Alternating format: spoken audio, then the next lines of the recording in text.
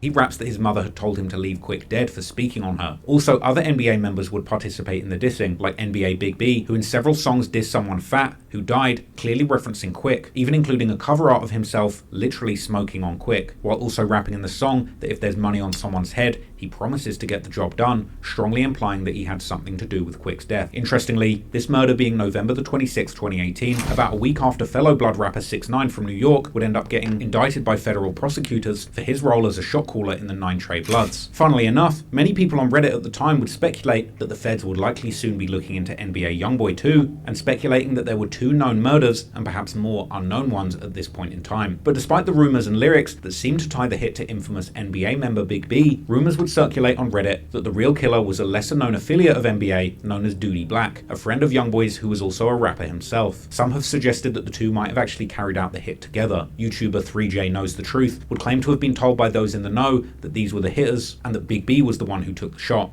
It was allegedly 2 people on the Boulevard Quick hit. Allegedly or whatever, it was Big B and Duty Black. Like, chat, he really, like, he had to do some real research to get all this information for real, like.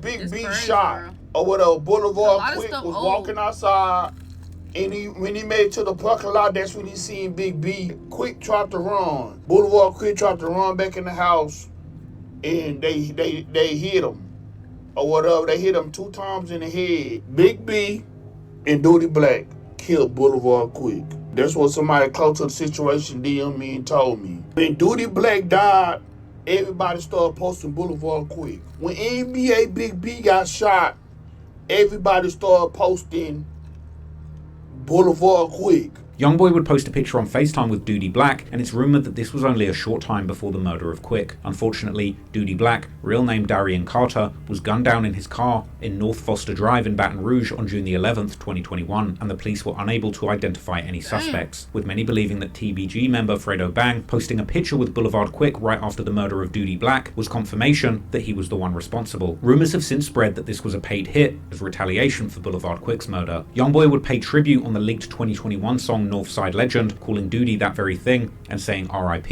And he even seemed to express remorse over the retaliation that took Duty's life on the song Letter to the North, where he raps about telling his mother to send $10,000 to Duty's mother. Some on Reddit have suggested that there was never retaliation for Duty Black's murder because he wasn't a true member of the NBA crew. But while YoungBoy later would use his music to express his pain and regret over the lives lost in the name of protecting the NBA empire, after these 3 murders, YoungBoy would begin rapping more and more with pride about his triple body count. At this point in time, YoungBoy had already become a well-established and prolific artist in the rap game, who was known for his unmatched work ethic, devoted fan base, and his unique and versatile style, which ranged from emotional auto-tune ballads, which his fans described as pain songs, as well as incredibly aggressive anthems designed for sliding on your ops, which his fans would describe as murder songs. And it would be this latter subgenre of murder music where YoungBoy would begin to talk more about his infamous body counts. Some of the first songs that mentioned specific numbers were seemingly made around 2019, not long after YoungBoy's killers had allegedly caught their 3rd victim, Boulevard Quick. One of these being a song known as All in My Way, which was supposedly recorded sometime in 2019, although it would only be leaked in November 2021. In this song, YoungBoy would rap that he has 5 bodies under him, but you have to subtract 2, possibly referring to the 2 attempted murders that he got after his cousin Boozilla's death, or the 2 losses that his own side had suffered, Big Dump and Boozilla. In another song called Murder Man, which was reportedly first played by YoungBoy's ex-girlfriend during an IG live on November the 18th, 2019, YoungBoy seems to imply that he has 3 bodies, and that someone who talks shit about him on Instagram is going to be the 4th, with this likely referring to King Von, who had just recently dissed YoungBoy in March of that same year, suggesting that he'd been lying in his music. YoungBoy talking about on this song, bro. What? You talking crazy on this man. Oh yeah? He ain't even like that. Oh shit. Cap. You got cap in your raps. But more about what happened to Von later. But this was only the beginning, and only 2 years after this number had more than doubled, as he would claim on his King Von diss song Dead Trolls. By 2020, YoungBoy was claiming to have racked up 7 bodies. Ironically, the exact same number of bodies that King Von was rumoured to have, indicating that in 2020, there was actually a direct rivalry between the two on who had the most murders, with them actually seeming to be neck and neck in murder counts during this period. But who were these 4 people who YoungBoy had allegedly killed in less than a year in order to go from 3 to 7 bodies and catch up with King Von? Well, YoungBoy and his 4K Trey's growing affiliations with other gangs in Baton Rouge also brought them several new enemies that would end up supercharging the ongoing war in the city and rise the body count significantly. By the end of 2019, YoungBoy had a rumored 3 bodies under his belt, but he was also killing it in the rap game. October 2019 would see him hitting 2 career milestones that he's still not surpassed. His highest charting hit single, Bandit, with Juice WRLD, and the release of, in my opinion, the greatest album in his catalogue and the best album in modern gangster rap, AI YoungBoy 2. If you want to know more about the industry success that YoungBoy was having around this time, go and check out the 6-hour video that I previously did on YoungBoy a couple of years ago. But behind the music industry success, things were getting very complicated in the streets for YoungBoy and his NBA label/gang. At this point, YoungBoy's street rivalries in his hometown had revolved almost completely around his years-long beef with his former friends in the crew TBG. However, coming into the 2020s, another deadly beef would emerge, which I've covered in depth on my second channel, Trap More Ross, this being the beef between 2 gangs known as the Vultures and the Bleeders. The Vultures come out of the so-called Bankstown hood on the north side, which is known as the Third World, while the Bleeders hail from the Glen Oaks neighborhood, also known as Oaktown, which is located to the east from Bankstown. YoungBoy's deadly street alliance 4K Trey would eventually become entangled in the beef between the Vultures and the Bleeders due to shared alliances and rivalries, as Bleeders became allied with TBG, while Vultures became very close with 4K Trey, with the most popular Vultures rapper, YKWHIFV, even receiving an NBA chain from YoungBoy personally. According to online rumors, the chain of events that sparked these new alliances allegedly begun with a murder that hit YoungBoy on a deeply personal level. The connection in this case leads back to yet another gang based in the Sherwood Forest neighborhood on the east side of Baton Rouge, which is most famously represented by BwyYoungie, a popular rapper who is YoungBoy's actual little brother, with the 2 of them sharing the same father, while there's also a third brother known as D Gobbler. Bwy and D's gangs rep several different names, such as Goblin Gang or DHG, aka Dark Hearted Goblins, and they also rep the number 6 and are sometimes called simply the 6 or 600 or 6 to Crew. Bwy's gang had a long-time rivalry with a gang alliance known as 300, which was founded by youths from 2 different hoods, Mall City on the east side and Gardier aka G Lane on the far south side. On the afternoon of December the 2nd, 2019, 17-year-old Javon Brown aka Jay, an alleged member of the 300 Alliance, had just got out of the school bus on Ottawa Drive when 3 teenagers began harassing him. What began as a fistfight quickly escalated into gunfire, and within moments, Brown was struck by a bullet and collapsed on the sidewalk. Approached him, they started a fight with him, and during that fight, one of them pulled out a gun and shot him. Brown was rushed to the hospital where he died early Tuesday morning. Almost immediately, detectives began rounding up suspects connected to the attack, and within 48 hours, 3 teens were in custody, including a 16-year-old Kevin Anderson, who had himself gotten shot by accident during the incident, as well as YoungBoy's brothers BwyYoungie, real name Jeffrey Tate, and D Gobbler, real name Devon Tate. Bwy faced charges of being a participant in the incident, while his brother was booked for allegedly being the triggerman. The East Baton Rouge Sheriff's Office saying that it was 18-year-old Devon Tate who pulled the trigger. His brother Jeffrey charged as a principal, both avoiding capture until Wednesday. As Redditors later pointed out, the feud between Bwy's DHG crew and the 300 Alliance played a key role in drawing YoungBoy's 4K Trey gang into the war, once the 300 eventually aligned themselves with the Bleeders. And while YoungBoy himself had personally no part to play in this murder, people online consider this murder to have been the very first catalyst that started the war between these 2 alliances, that at this point included 4K Trey and DHG on one side and the Bleeders and 300 on the other. Meanwhile, according to more online rumors, Bwy's charges were eventually dropped, but his brother D remains in jail on charges stemming from Jay's murder and other incidents that took place while he was out on bond. 300's revenge for this murder would come already a few weeks later when 17-year-old Gervonta Taplin, also known as Tay6, an alleged member of the DHG gang, was killed in a Christmas Eve home invasion. New at 5, this is our first look at the teenager killed early this morning. Christmas Eve is crazy. In a shooting, his family tells us someone came inside Gervonta Taplin's home and shot him. Tay6's alleged killer was arrested a few months later in February, and he would turn out to be 17-year-old Covarius Garner, aka Cutter, or Juice, according to the newspapers, who had confessed the murder to the police while also admitting that he was a member of 300. But while the law had so far been quick to catch both sides of this rivalry, 300 was already about to lose another member, as yet another gang would get involved in the war. what this got to do with YB? The next victim would be 17-year-old Gyron LaBouffe, a promising young athlete and a rapper who was known by the stage name Gyron Bang. He was apparently active in the streets too, with pictures of him toting firearms and fist fighting circulating on Reddit. On the evening of Saturday, February the 8th, 2020, Gyron had left his home to go and buy a birthday gift for his mother at the Mall of Louisiana, the largest mall in the state and a popular hangout spot for the local youths. According to comments on Reddit, he bumped into 3 of his ops in the mall, leading to a fist fight, Gyron getting the better of one of them. This led those youngsters to come back with guns, catching Gyron on a street outside the mall, where they opened fire. First responders would find him suffering from multiple gunshot wounds near an apartment complex close to the mall, and they would rush him to... Damn, so you just got the hand with the ops in the mall? Why not just dipped, man? Like, ain't no way them niggas had no time to go back and get the fire and come back and, like...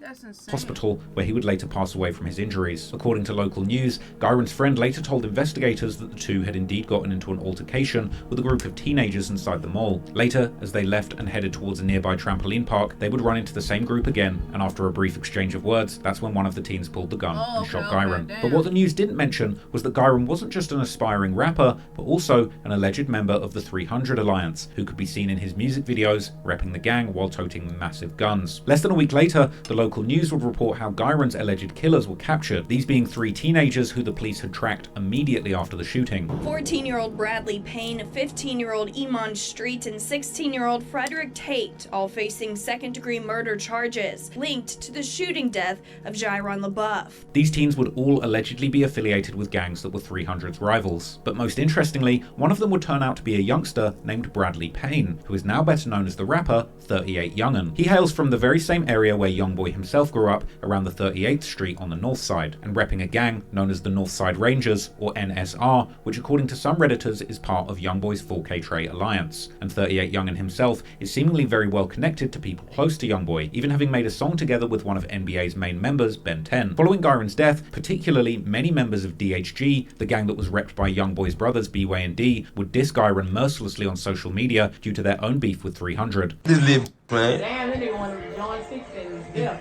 Damn, man. Rest in peace. Trying to get the purple, son? You ain't trying to hit the purple, son? Man. You trying to hit the purple, son? Shut up.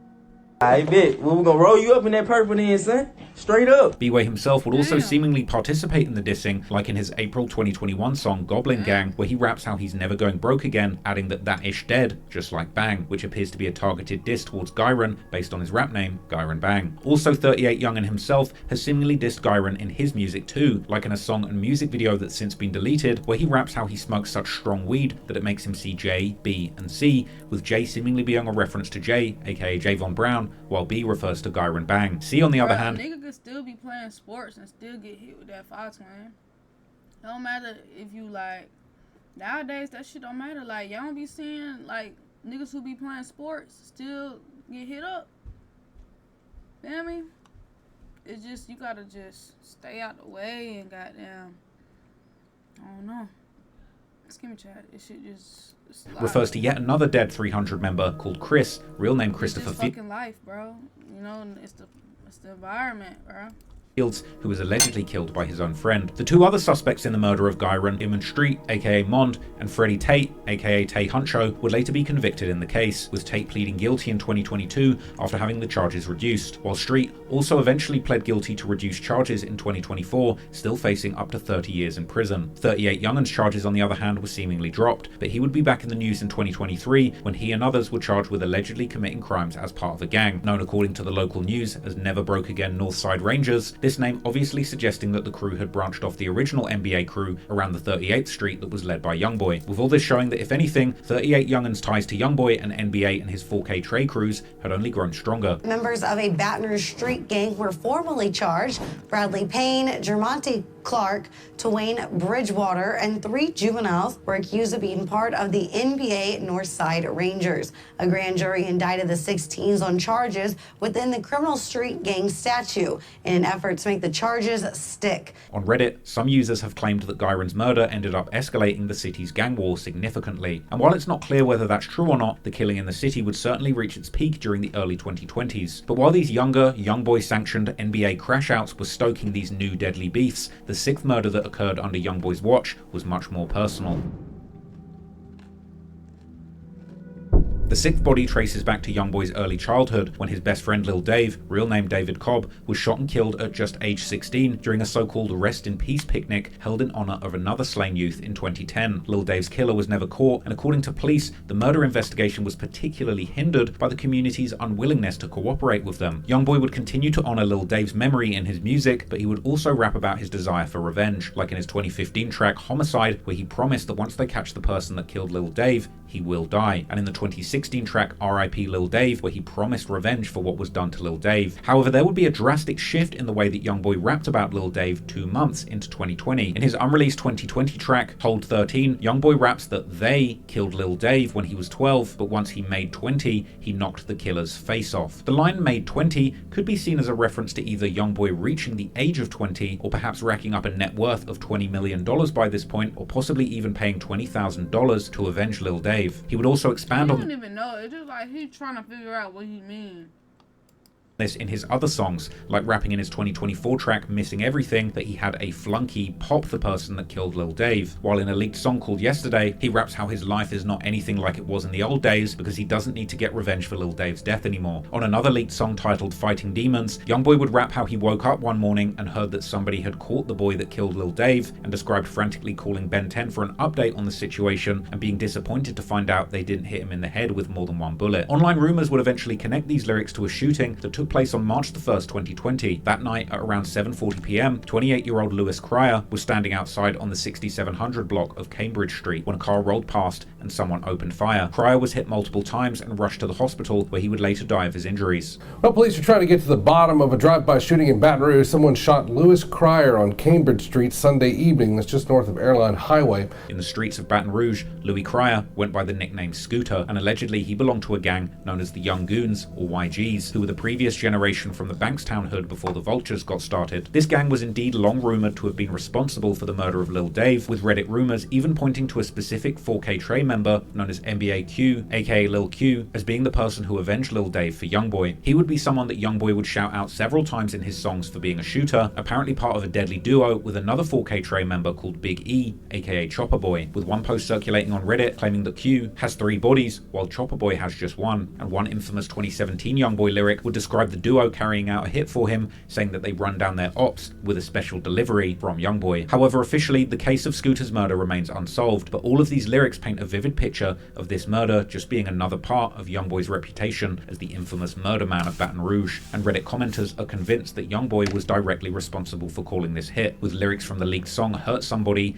aka Out My Body, seeing YoungBoy appearing to take credit for avenging Lil Dave and referencing someone called Jordan lining it up. Now, YoungBoy was seemingly using his rap riches to settle old scores from the streets of Baton Rouge from 10 years ago, but it would seem that despite the NBA crew reaching the upper echelons of the rap game, this didn't mean their long-running and biggest ops from TBG would be spared.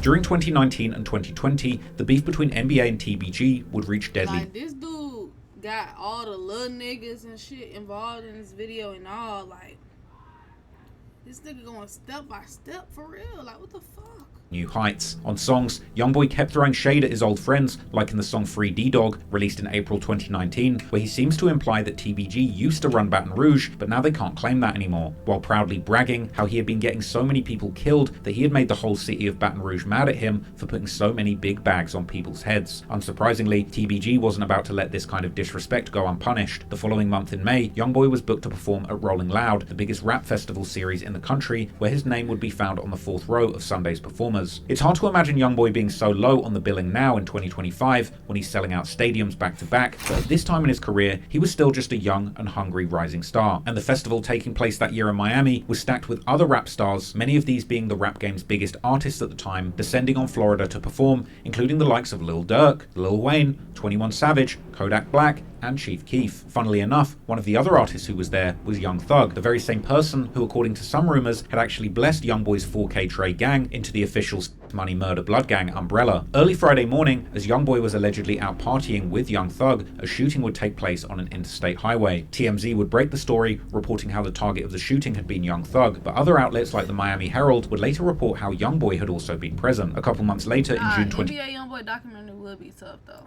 2019, one of TBG's main rappers and alleged main shooters, Lit Yoshi, would release a song titled Cutter, where he would drop some very interesting bars about him and another TBG rapper, Seven Hardaway, catching their ops on an interstate and adding how Seven was driving while Yoshi was shooting, with fans on Reddit later connecting these lyrics to that Friday morning shootout. But unfortunately for YoungBoy, his troubles in Miami were just getting started, and only a few days later, on Sunday the 12th of May, when he was supposed to be taking the stage at Rolling Loud, he was targeted by shooters in broad daylight at one of the most high-profile hotels in the whole of Florida, the Trump International Hotel and Beach Resort in Sunny Isles. As online sleuths would later put together, YoungBoy had made a crucial mistake, leaving his geolocation on whilst tweeting, giving up his location to his ops. And as he and his entourage were about to make their way to the festival, they would be ambushed outside the hotel by assailants who pulled up in a black Cadillac Escalade. As shots were fired from the Escalade in the direction of YoungBoy's entourage, it would trigger an immediate return of fire from members of his own NBA team who were carrying their own weapons. From here, complete chaos ensued, as gunslingers from both parties engaged in a Wild West-style shootout in the middle of a busy tourist hotspot. By some miracle, YoungBoy would again escape unscathed, while his girlfriend at the time would get hit on the shoulder, and 3 bystanders would also be grazed, including a 5-year-old child. But most tragically, however, one of the stray bullets would end up hitting a bystander named Mohammed Jaradi,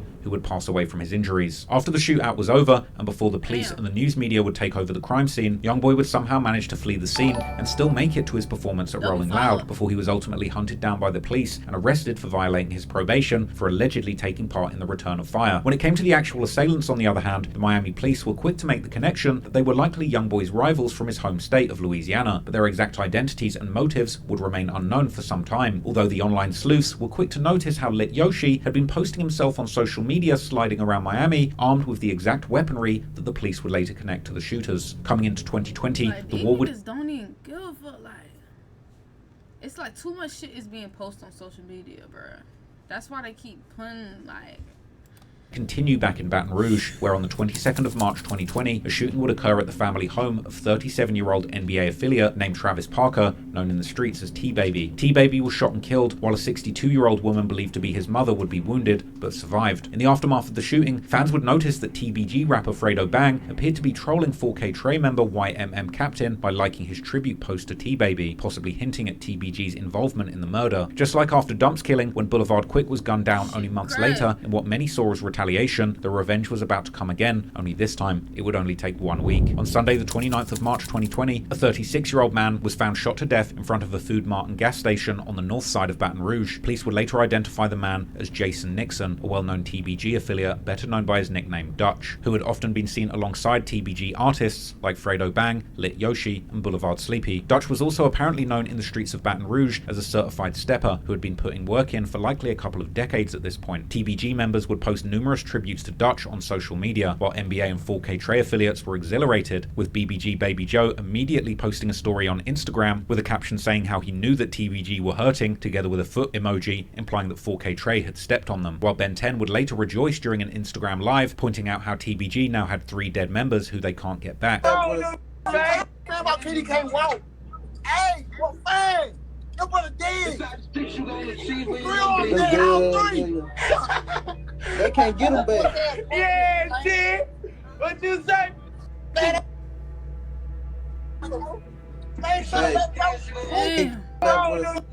Also in online theories, 4K Trey has commonly been connected to at least 3 murders against TBG, the murder of Dutch being the third. They got them Instagram lives on deck too, man. Damn.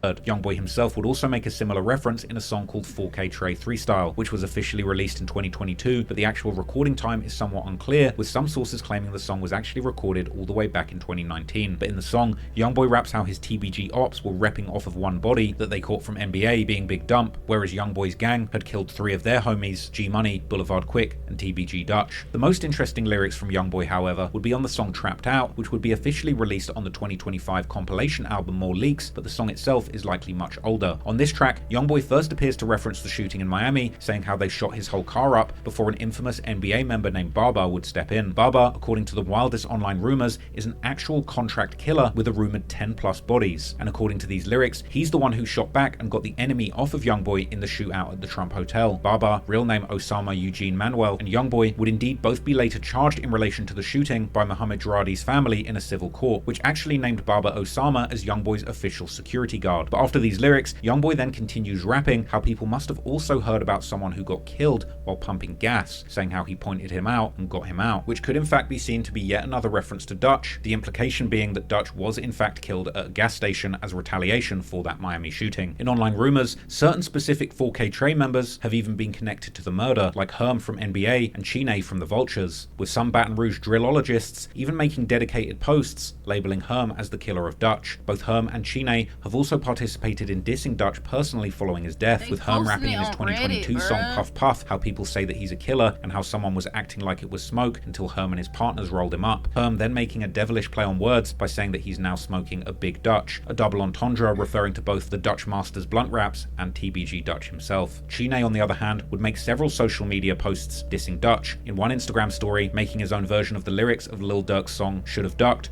where Durk raps how he gets as high as Duck, referring to his dead rival FBG Duck, with Chine writing how he gets as high as Dutch. In another post, he would take the disrespect even further, actually taking a picture at the very gas station where Dutch was killed, while adding a caption saying how he was at the same location where a gorilla had taken his last breath, referring to Dutch's status as a member of the TBG, aka Top Boy Gorillas. In his song Chase Down, Lit Yoshi would also rap some interesting lyrics that seem to point squarely at NBA and 4K Trey, as he first pays tribute to Dutch before saying how TBG caught someone in Yoshi's hood and did a drill, specifically mentioning a Jeep. Now, it's not exactly clear whether Yoshi means that he was sliding in a Jeep or his victims were, but interestingly, there was indeed one incident on April the 6th, 2020, only about a week after Dutch's murder, where Lit Yoshi and another man, allegedly Seven Hardaway, were caught on CCTV arriving at an apartment complex on the north side of Baton Rouge with a Jeep. How much time, Baba got? Like, how much time nigga got right now?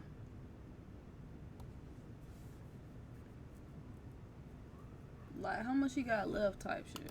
Cherokee, before allegedly opening fire on 3 people, one of these being none other than NBA member Lil Pap, real name DeAndre Fields, who would eventually be charged with the murder of G Money. Clearly then, Yoshi's lyrics seem to point to him very much holding NBA responsible for Dutch's murder. Still, officially the murder has remained unsolved, and even almost a full year after the murder in February 2021, local news would report how the police were still looking for a motive. Lit Yoshi himself, on the other hand, would eventually be charged with the shooting of Lil Pap, and many others, getting hit with a staggering 7 counts of attempted murder, with even the Miami shooting targeting YoungBoy eventually becoming part of the case. And he would eventually plead guilty, receiving a 15-year sentence that he has since tried to get overturned unsuccessfully. But despite one of the most fearsome shooters from TBG being taken off the streets, YoungBoy's battles were far from over, and no doubt the attention he was getting from his ops in the streets was only made worse by the frequent lyrics that he was dropping, bragging about being responsible for these murders. In 2020, YoungBoy dropped several songs where his body count seemed to rise rapidly. Of course, this was likely because many of those tracks just happened to drop that year, not because of all the murders actually occurred during that time. In April 2020, the song Step On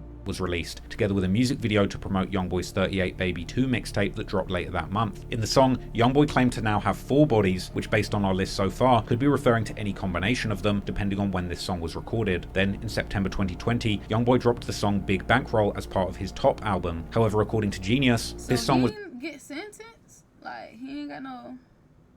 was actually already teased by YoungBoy as far back as July the 29th, 2019. In this song, YoungBoy appeared to imply to already have 5 bodies, and by late 2020, the public body count had grown to 7, as mentioned on the song Hurt Somebody, which YoungBoy reportedly premiered on his Instagram Live on August the 22nd, 2020. However, the much more famous example is of course the song Dead Trolls, which he released on the same Top album as the song Big Bankroll, dropping the music video for the song the same day the album was released in September 2020. Here, YoungBoy even specifies that all of these 7 murders supposedly happened in his hometown of Baton Rouge. Interestingly, the song has been seen as a diss towards the rapper King Von, who YoungBoy was beefing heavily with around this time, and King Von would famously also claim to have 7 bodies of his own. Now, I'm pretty much the internet's leading expert on King Von at this point, as I broke down all 7 of his rumored murders that he'd been involved in a 3.5-hour video where I labeled him a serial killer. It's my personal opinion that King Von did indeed personally murder 7 people as part of his own participation in a Chicago gang war. However, if you want to go as far as to include murders that he might have ordered, like that of Tucaville's Man Man, aka Get Right, or murders that he allegedly funded, like the hit on FBG Duck, you could make an argument that he might be responsible for 9 to 12 murders. But during 2020, when Von burst onto the scene amid claims that he had 7 bodies under his belt, he quickly became the most buzzing gangster rapper in the scene. This just so happened to be the time when YoungBoy was beginning to drop lyrics where he too would brag about having 7 bodies. It seems to me that there was a degree of insecurity on both sides when it came to Von and YoungBoy, leading to a twisted rivalry and competition about who was the biggest killer. But with YoungBoy, it's safe to say that things are much more complicated, because as he has also said in his songs, he wasn't the actual triggerman in any of these murders, but rather just the one paying for them. I believe that King Von disliked YoungBoy because he didn't believe his claims of having bodies to be valid, considering that he was paying hitmen and claiming the murders his crew was doing, unlike King Von, who had seemingly got his hands dirty and personally killed 7 times. Unfortunately, the rivalry between YoungBoy and Von would get very complicated, as Von would provoke YoungBoy. My favorite couple. Aww.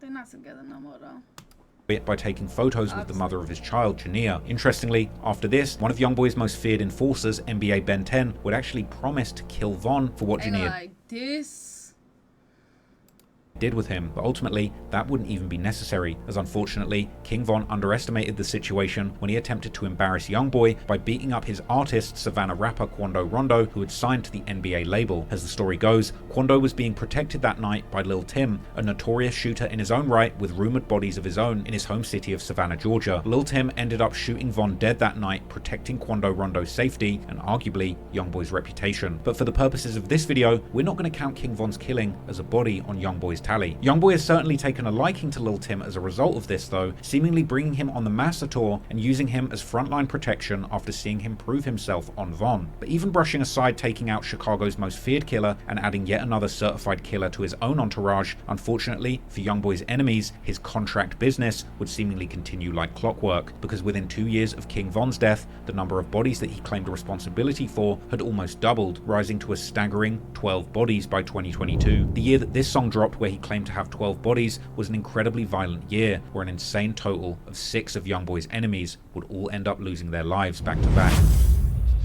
Like, why do females do that though? Like, if they into it with their nigga or they ex, they go fuck with a nigga ops. Like, that shit is so insane. Like, that's just fucked up. The summer of 2020 in gangster rap was truly a battle of the bodies, with both King Von and YoungBoy puffing out their chests and setting the internet on fire by both claiming to have been responsible for 7 murders. Despite King Von being the more certified killer with documented proof of his back-to-back murders, he was unfortunately caught out of bounds and ended up losing his life, just like many did before him, by underestimating the ruthlessness of NBA, 4K Trey, and their affiliates nationwide. But in the end, even with King Von out of the picture, YoungBoy wasn't satisfied with being top of the killer rapper leaderboard and vowed to add more bodies to his tally. He famously rapped the chilling lines in his 2021 song Forgiato that a rapper, most likely Von, wanted him dead, but he'd taken their soul, and that at this point he had over 7 kills to his name and intended to surpass 10 bodies so that he could begin counting murders on his toes. And in the summer of 2021, there would be yet another murder that's been connected to YoungBoy's 4K Trey, but this one has by and large remained a mystery with very little information available online. But here's what we do know. On the night of June the 11th, 2021, 18-year-old Cornell McDuffie, also known in his circle as Nell, was involved in a single car crash on East I-10 near Essen Lane around 11:34 p.m. Immediately following the crash, officers found McDuffie lying in a grassy area near the crash scene, while 3 others attempted to flee on foot. Subsequently, the 3 people were arrested, but they were uncooperative, while McDuffie was transported to a nearby hospital where he later died from his injuries. The police connected the crashed car to a shooting that had taken place right before the crash, about 3 miles west on the 2200 block of Ballish Drive, which is why the local newspaper The Advocate would first report that Nell had died due to a gunshot wound. However, an autopsy would reveal no gunshot wounds, meaning that Nell's fatal injuries were in fact from the car crash itself. Following Cornell's death, his balloon release was held in Gardeer, one of the strongholds of the 300 Alliance, and later on, members of 300, including their perhaps most well-known rapper, Rel Bang, would engage in an interesting conversation with some 4K Trey members on the Clubhouse app, during which YoungBoy's alleged cousin, Hu Gang D, aka Scully, seemed to reference a shooting incident like the one that had preceded Nell's death, but calling the dead person Cornelius, possibly mispronouncing Cornell's name while saying that he had put the iron on that boy and gunned him down. Hey, look, hanging out the one that's trying to flush him on the interstate. I'm telling you. Hey, now you were hanging out that window. So now you were hanging out that window. Man, look. Hey, say. Pull up that OC. Hey, look. Hey, call Ben. Call him. Man, you boy. Ain't your work, man. Stop rapping. I don't do no rapping. I don't got to rap. Hey, and I put your people Cornelius up. Hey, where you at? Yeah, They talking crazy. What the BbyLon, man? W chat.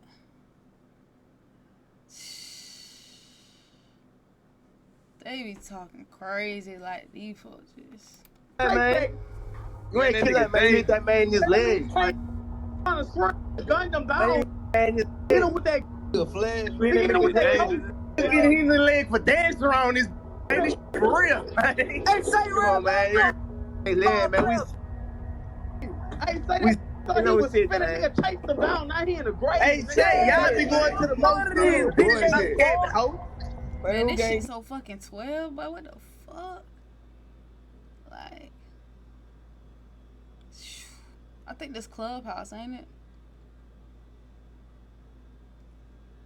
Yeah, I've been chilling all day. No, I ain't gonna lie. I was supposed to go to sleep, but I said, fuck it, I'm gonna just react to it a bit. Yeah, this Clubhouse.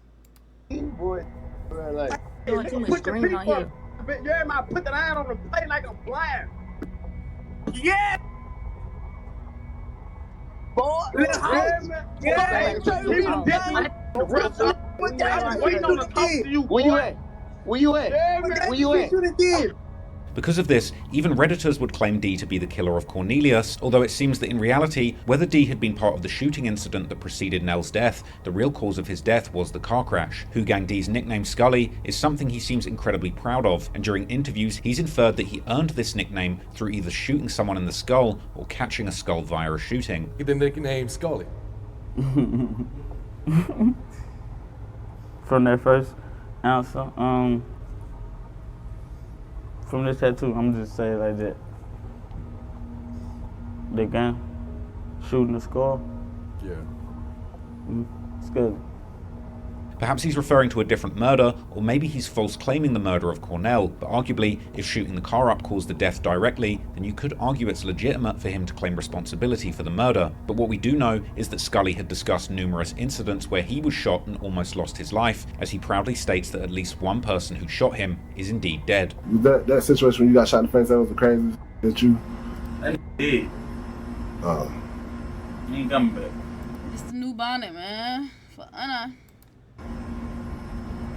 Let's leave him in the past. You know what I'm saying? Yeah. Another 4K Trey member called Who Gang. Crazy that you. That did. He ain't coming back. Let's leave him in the past. You know what I'm saying? Yeah. For Anna.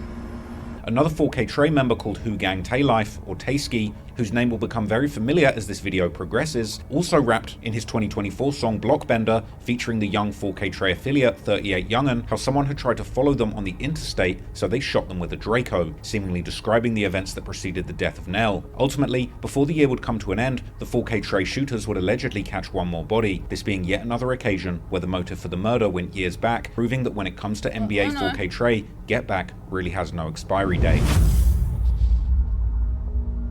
Like the murder of Lil Dave's alleged killer, the motive of the next murder would also stem back to YoungBoy's past, more specifically, the murder of his cousin Boozilla in November 2016. The murder was never officially solved, but rumors quickly begun circulating who might have been responsible. One name that surfaced early was FL Dusa, a rapper from a clique called Forever Loyalty, who would later become closely affiliated with TBG, with Dusa dropping numerous songs with TBG artists like Fredo Bang and Lit Yoshi. Dusa and Boozilla had been beefing heavily in the lead up to his death, with Boozilla dissing Dusa in his July 2016 song Forgive Me, rapping how Dusa was scared to walk through the South and that they were laying down the law in their area. And like, following this Boozilla's man pulling up old Instagram lives and all chat, like what the fuck? Death, the comment section of the song's music video would fill up with replies mocking him for making these statements, which implied that Dusa had in fact not been scared to walk through the South and had in fact come through. It seemed like he solved them all, didn't it, Vince? Shit. Like, exactly, Von, he got on the green flag and all in the video, like. Kill Boozilla. But despite these rumors, Dusa was never officially connected to Boozilla's murder. In early 2017, the Baton Rouge police would arrest two men in connection to the murder, Trayshawn Coates and Monty Carey, but these arrests wouldn't amount to much, as both men were ultimately not indicted by the grand jury, who left the door open for more evidence to be found in the future. Unfortunately, such evidence would seemingly never come, and officially the case remains unsolved. However, on the 10th of December 2021, a murder would take place that, at least in honor online theories would later be connected to the murder of Buzilla. That night around 6 p.m, a 22-year-old man named Michael Riley was gunned down while sitting in a car at the intersection of River Road and Brightside Drive. But what would make this murder particularly tragic was that Riley had been sitting on the back seat of the car together with his 5-year-old nephew, who would also get hit during the shooting, and both Riley and his nephew would die from their injuries. We're told the victims were 22-year-old Michael Riley and his nephew, 5-year-old Carson Riley. Officials say both victims were passengers in a car. The police would soon come to a conclusion that this had been a targeted attack, but they weren't aware of any suspects or motives. Individuals that pulled up next to this vehicle and opened fire intended to shoot the individuals that were in this car. Police not yet able to pinpoint a motive or any suspects. This, the latest investigation in a record year for homicides. This double murder too has gone unsolved, but online sleuths would eventually come up with some interesting theories. I didn't know they all was related though.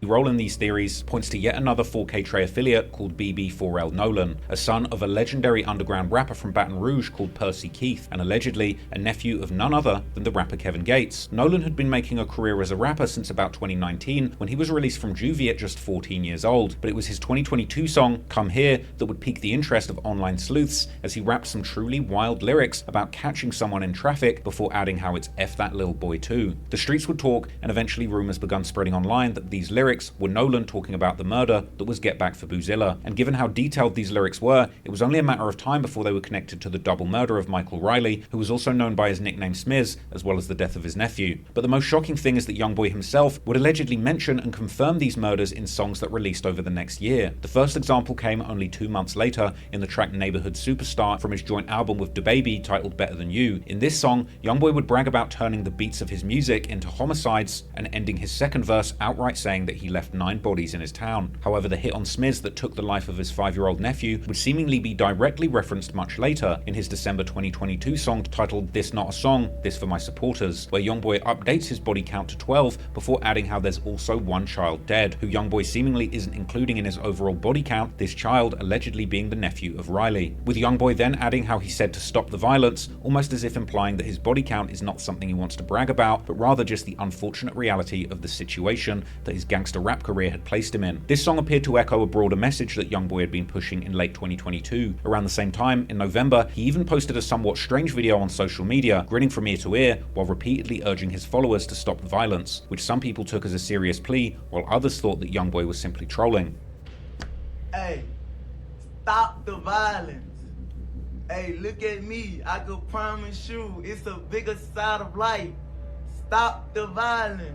You could be a rich, you hear me? I can promise you. I'm talking about, I ain't gonna tell you what's in my bank account, but hey, stop the violence. You hear me? Thank you.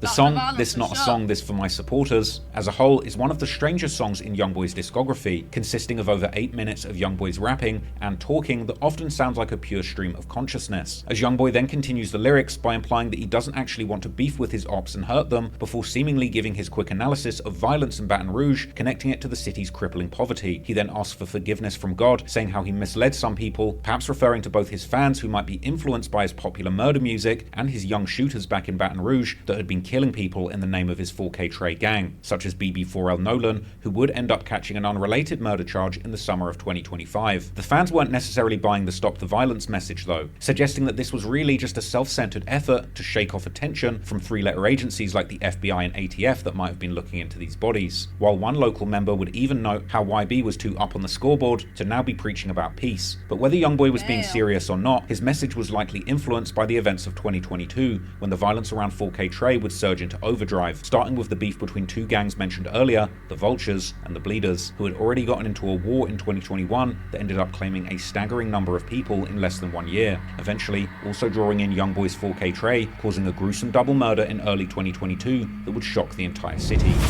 Like, he even getting the clicks that's under, like, in this video, like, what the fuck? Like, this shit is crazy, bro. Like, this nigga got everything putting everything, like, there's no fucking way you could gather up this much fucking evidence, man. That nigga doing it better than 12, ain't it? What the fuck? And it's like, the music being made, it make it easy for them to be like, oh yeah, this is confirmed because they put this in their song. Like, holy shit. Now, if you want to learn more in depth about the beef between the Vultures and the Bleeders in Baton Rouge, check out the earlier videos I did about this gang war. Bro, I feel like this video is 12 the fuck out. Like, this shit is overly, like, 12. But, you know, everything on the internet to get access to even be able to make a video like this. I don't know, like, you know, if it's true or not, but damn, this nigga got everything, bruh. This shit overly. My other channels, but for the purposes of this video, let's keep things short. According to Reddit historians, the beef Like, between this these two shit feel like, nigga, damn, like, all these unsolved murders in GTA, it like, this nigga done put pieces of everything. Like, what are we doing?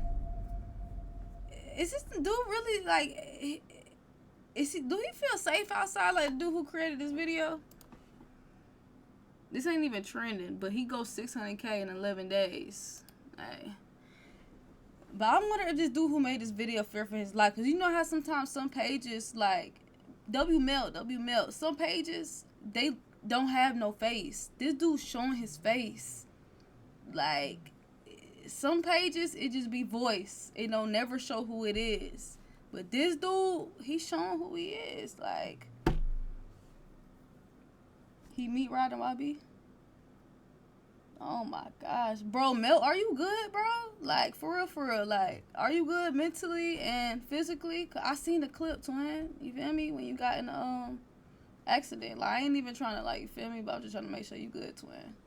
'Cause that shit, on. I'm good, I'm better now. See? Mental break. Then, you feel me? Like, mental break, get back right. Are you back streaming? Cause I ain't gonna lie, Twitch banning cause of that. And I ain't even gonna say nothing like they gonna try to get me, but I feel like Twitch, like how they been banning people and shit left or right, like this shit is just not like, this shit just weird, bro. I ain't gonna lie, this shit weird.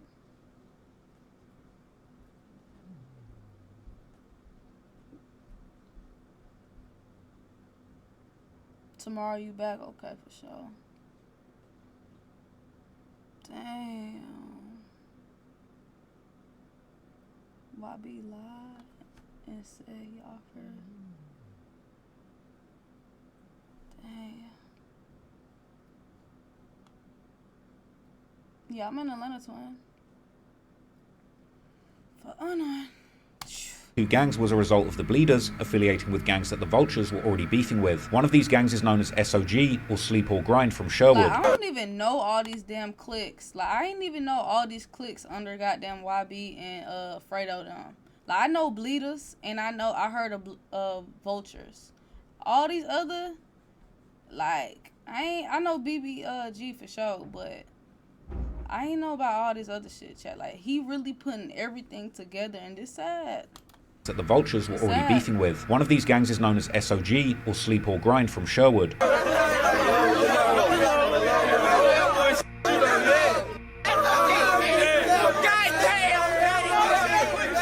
According to some theories, things escalated after the Vultures would rob one of SOG's members of their chain, which they would then brag about on social media with an original Reddit. Who y'all got in the basketball 1v1, me or Milk? Who y'all got winning?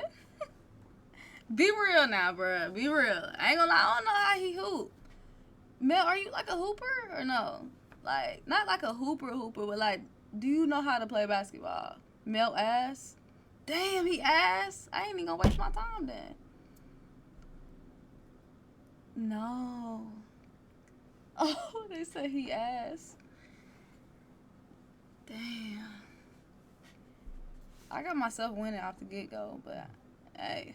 Post from the 19th of April 2021 showing the Vultures rapper YKWHIFV posting a picture of the chain together with the caption, "What's this?" This would allegedly cause an SOG member called Sherwood Marty, an old affiliate of TBG members like G Money, to put a bounty on Vultures members' heads. And only 4 days later, on the 23rd of April, a man named Aaron Batiste, also known as Zit from the Vultures, was shot and killed on the 12,000 block of Plank Road after he had just celebrated his 29th birthday. His killer was seemingly never caught, but the Bleeders would take part in dissing him, like the rapper hot boy do who would make an Instagram caption thanking God for letting him see 20 because he knew someone who had died on their birthday. The revenge would seemingly come only 2 days later when 25-year-old Devonta Ennis, aka Vitae from the Bleeders, was gunned down on the north side, and his alleged killer was arrested and eventually even convicted of this murder before the conviction was ultimately overturned in 2025. But regardless of who was really behind this murder, the Bleeders blamed the Vultures, and what followed was a brutal wave of alleged back-to-back revenge killings, which would also eventually drag in the NBA 4K Trey crews directly into this deadly rivalry. The first get back took place on October 2021 when 25-year-old Jermorius Ferguson, a brother of the Vulture rapper YKWHIFV and another member known as Debug, was outside of a home in East Baton Rouge when someone shot at him from a passing vehicle, injuring him seriously, and he would eventually pass away months later. The police later noted that they didn't consider Ferguson to have been the intended target of the shooting, perhaps implying that V or Debug might have been the actual targets of the shooting. Later that month, the Bleeders allegedly struck again when 23-year-old Malakar Demulin, better known as the rapper YKWHIF Car, was shot in his car in a Holiday Inn parking lot. This was followed 3 days later by the murder of the rapper and SOG member Mu Gotti, real name Jamonte Davis. At this point, 4K Trey were already indirectly involved in the beef through their close connections with certain Vultures members and their rivalry with the 300 Alliance, who in turn had become affiliated with the Bleeders, and who at this point weren't just directly beefing with YoungBoy's brothers gang, the DHG, but also openly dissing 4K Trey members, like the 300 rapper Rel Bang rapping in the August 2020 song Smoke Talk how he plans on hitting Ben 10 from NBA with 10 bullets. However, it would end up being the next incident that would get the 4K Trey crew directly involved, as YoungBoy's right-hand man Ben 10 and his cousin Marvin Batiste were shot at while driving on a highway in Prairieville, just southeast of Baton Rouge. The shooting, which police quickly determined to be a targeted act of retaliation, left Ben, the apparent target, wounded. It's like a whole bunch of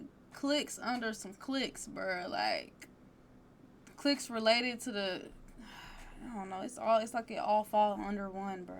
It's too much to keep up with. Like I don't know how he found all this information. Like I don't even know how this got something to do with YB. Like. Cousin Marvin was killed. The Bleeders would seemingly hint at being responsible a few months later, as Bleeder member 40 Glock U rapped on the song Gator Pack how someone got killed but the target had been Ben. Ben would reply to the dissing saying how his cousin was not in the streets and therefore didn't deserve to be killed. Yeah, you thinking they really something. Hey, my cousin was a football player. He ain't even carrying a gun. You kill somebody who even like this for real. He know how to fight, that's it. Never shot nobody, never popped, never did no gangster. Man, you ain't never seen no real, yeah. I'm a headhunter. That was my cousin. Come on, man. I'm just getting tired of every song, every. So nigga cousin died. Like he ain't even had nothing to do with nothing. That just hit cousin. Nigga died about this shit. Like this shit be crazy, twin. That what I'm saying. Like that's why I said niggas could be in sports and all, not even in the streets. It's just the environment they in, bruh. Like that shit be crazy. Nigga like, oh yeah, that's that nigga cousin right there. GG's, like, you feel me? Like, oh, he was in Ben Carr. Oh, okay. Damn, yeah. So, like, he was just, that's what I'm saying. You gotta be careful who you with. Like, no cap. Like, you know a nigga got active smoke or a nigga got shit going, you can't be caught in traffic with some niggas, bro. Like, no cap. That's just how it is. Especially if you ain't in the streets or you ain't, you know? Instagram, you talk about my cousin. Man, bro, that was not like that. You know I'm at everything. You know what? I'm in everything. Like, be for real. We ain't thinking. You wanna post your people. We post ours and don't live them. Post yours.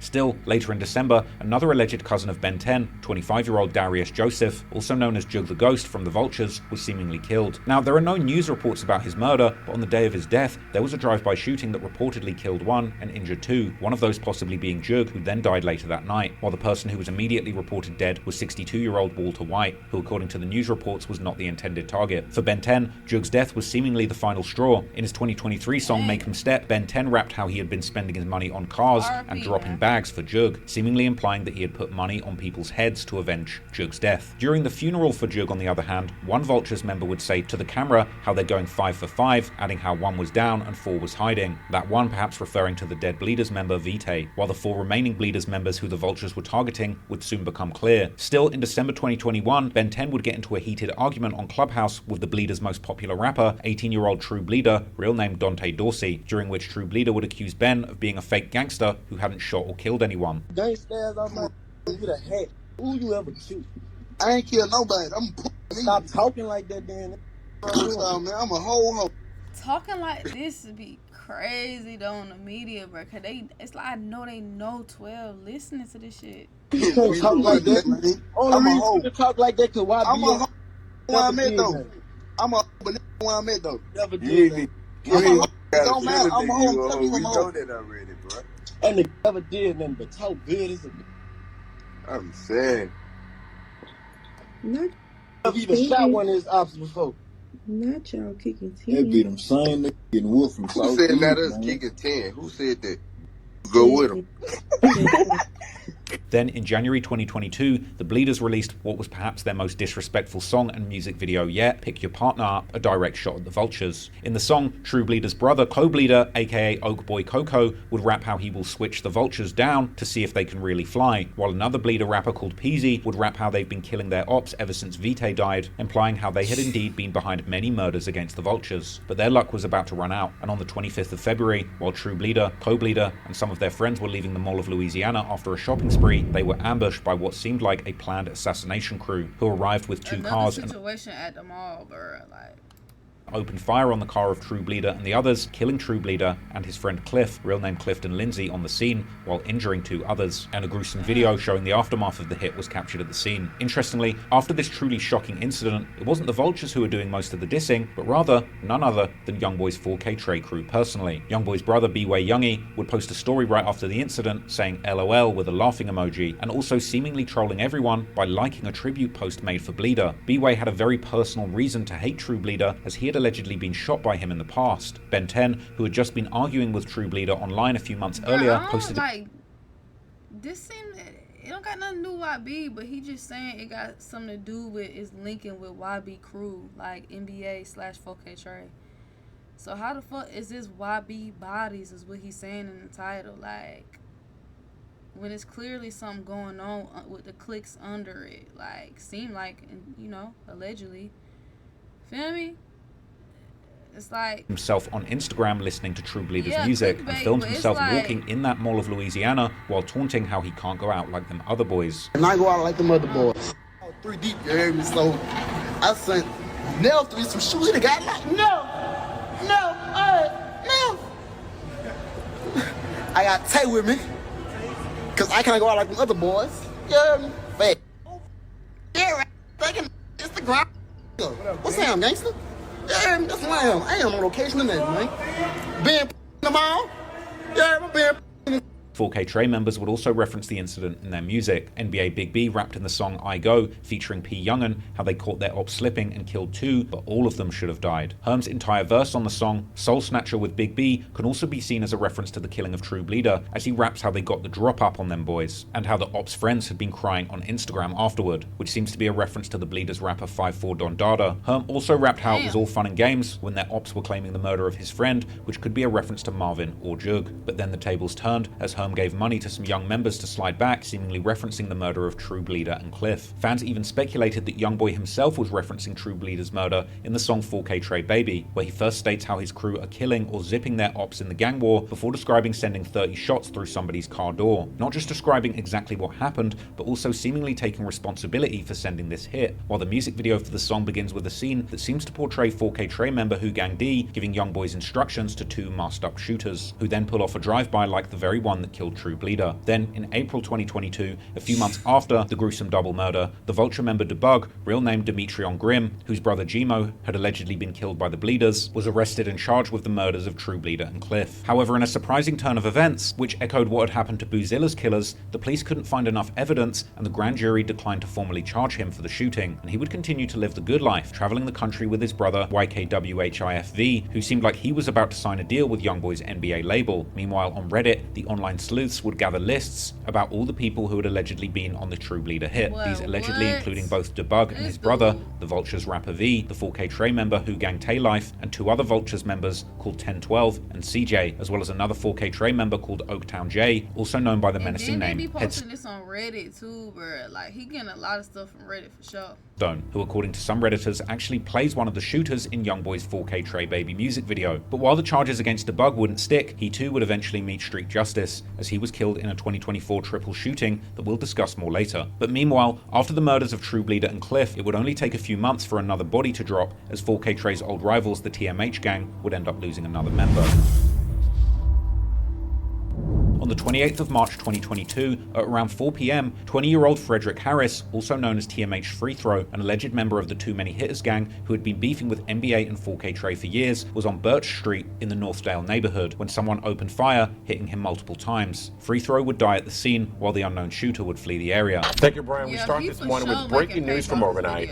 Baton Rouge police now identifying a man gunned down and senseless violence. I wonder how long it took him to gather all this information, though, like, for real, like, because he had to do everything piece by piece and step by step, like, with a whole timeline. Feel me? And he had to really gather a lot of information to make this video. Like, he invested for sure. That happened yesterday. Police say 20-year-old Frederick Harris was shot multiple times yesterday on Birch Street, which near Scenic Highway, just after 4 p.m. Officers say Harris died. He even got deleted messages from Reddit and all, like, on scene, and don't yet have a motive or suspect in custody, but if you have any information about the shooting, you're urged to call Crime Stoppers. That number is 344-7867. The murder of Free Throw went unsolved for years, but 4K Trey members would diss him regularly, making it clear that they wanted at least the public to think that they were behind the hit. In the song Make 'Em Step, where Ben 10 also mentioned about dropping bags for Jug, he also rapped about giving $2,500 for a free throw, which fans would read as him literally paying $2,500 for the hit, although some thought that Ben's calculations were slightly off and he was actually talking about $25,000, not $2.5K, while others figured that plenty of young crash outs in the trenches were probably really willing to kill people for just a couple thousand. Ben 10's young 4K Trey homie Bossman would also diss Free Throw on an Instagram snippet while showing a video of himself seemingly digging a grave for him. And Who Gang D, aka Scully, would also diss him in music, rapping on the song Grave Digging Season that somebody shot the free throw like it was basketball. The Bleeders, on the other hand, who are also close with TMH, were hinting on social media that they had gotten revenge for Free Throw, with Co-Bleeder writing on his Instagram story how they had sent a present to Free Throw from the afterlife. The get back that Co-Bleeder was talking about. The lyrics too of the song, bro. That's what make that shit worse. And what the feds is doing now, it's like they trying to use these rappers' lyrics against them in jail, bro. Like, and they using the lyrics and shit to build cases and shit. Like, this shit crazy, man. May have been a shooting in December 2022 when an alleged 4K Trey member named Oaktown J, aka Headstone, real name Jamal Abdul Aziz, was shot in the Oakley Apartments located in southeast Baton Rouge and taken to hospital in critical condition. According to hip-hop media sites, Jay had been released from jail only days before the shooting, while he would eventually pass away from complications related to the shooting, with some Reddit sources claiming that he had gotten sick at the hospital while recovering from his gunshot wounds. But that wouldn't prevent his ops from claiming the kill and dissing him, with TMH and the Bleeders member Teflon Webby, aka Web the Block, who according to online detectives was one of the people behind the shooting, rapping in one of his songs how he got get back for Lil Friezo, another nickname for Free Throw. Meanwhile, another TMH member, TMH 32 Shots, aka Monkey, the person who some believed was responsible for shooting up YoungBoy's grandmother's house years earlier, posted on social media in March 2024 how it didn't matter how long it took and people were going to die for Free Throw. Free Throw's alleged killer was eventually caught in 2025, turning out to be 31-year-old Joseph Jacobs, who is an alleged 4K Trey affiliate known as Quell, with 4K Trey members like Pistol P posting free him on social media following the arrest. A very interesting thing to post, since some people on Reddit had accused Pistol P himself of being responsible for the murder of Free Throw, and another unsolved murder we'll discuss later. But by this point, it was already the third body in 2022 that people were pinning on 4K Trey, now amounting to a grand total of 12 murders. As previously mentioned, by the end of 2022, YoungBoy's body count in his music had grown to 12 bodies and 1 child, as he made clear on his song This Not a Song, This For My Supporters. Several more murders would take place in the latter part of 2022, however it's likely that some of these murders occurred after YoungBoy recorded music referencing 12 bodies that didn't end up getting rolled out until after more murders had actually happened. For example, in May 2023, on the track I Want His Soul that was released on his Richest Op mixtape, YoungBoy's body count was still at 12, with YoungBoy promising to make it 13. Ironically, it was around this time that I was working on my original YoungBoy documentary, Real Killer or Fake Gangster. However, at the time, there were still many gaps in my body count, which was much less accurate than in this video. and at the time, I came to the conclusion that perhaps YoungBoy might have been embellishing the murders in his music, or at least broadly claiming the crimes of others as his own. However, as many in the comments on a Reddit post about this perspective noted, none of YoungBoy's enemies other than King Von had come out to talk down on YoungBoy's reputation as a murder man, which many people believed spoke volumes. Indeed, it seems there was perhaps more truth to YoungBoy's lyrics than anybody first thought, but unfortunately for his enemies, he was far from done. In fact, things were just heating up, and only a few months later, another... Like, he got each member picture and all, like, what the like, he got everything, bro. He got everything, anybody that's involved, like... the rival would end up dead. On the 5th of June 2022, 24-year-old Deontay Veal was gunned down at his house in Winnebago Street near Plank Road in broad daylight around 4:15 p.m. Baton Rouge police are investigating two shootings that happened less than a mile apart from each other. Police say 24-year-old Deontay Veal was shot and killed on Winnebago Street. That's right off of Plank Road. We're told this happened at around 4:15 this afternoon.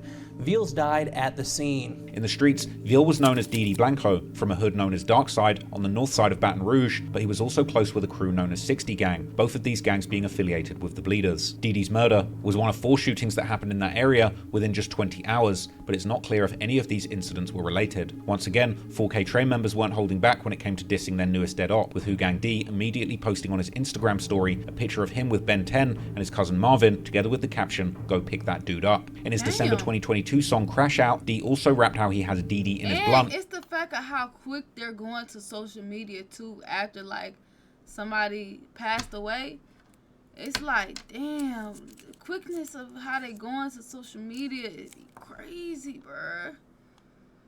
Like, and blood in his eyes. But perhaps the most telling lyrics came from Who Gang Tay Life, aka Taysky, who rapped in his May 2023 song Lonely how they killed someone on his own street. While in his 2024 song Creature, he seems to even admit that the shooter was him, rapping how they did him bad in his yard. Yet another Who Gang member called Dre Life took the disrespect to a new level in his 2024 song Don't, where he rapped how Didi had been shot in the head so bad his whole face was gone. No wonder then that 4K Trey, and particularly Who Gang, are commonly considered to have been behind this murder in online rumors. And after Didi's murder, it would take less than a week before they would allegedly strike again.